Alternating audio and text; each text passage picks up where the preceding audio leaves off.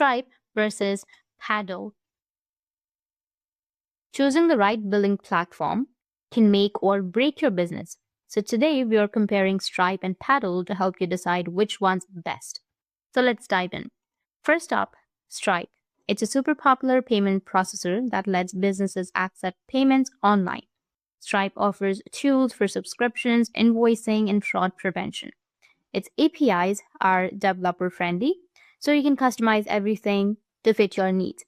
But you'll need extra tools for things like tax compliance and complex billing.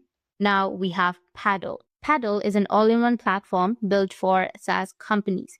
It acts as a merchant of records, handling payments, subscriptions, taxes, and even chargebacks. It's designed to save you time by managing global compliance and billing in one place. But it comes with higher fees. So how do you stack up? Check this out. Stripe has lower fees, which is around 2.9% plus 30 cents per transaction.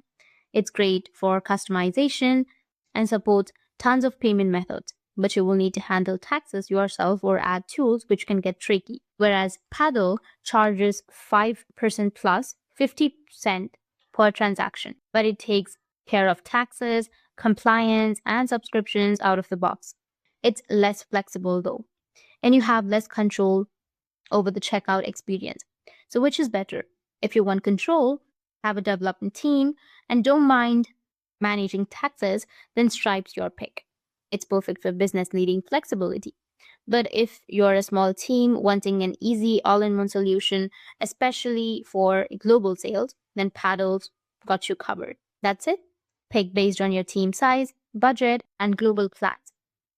That's it. And if you have any questions, feel free to comment below. Thanks for watching.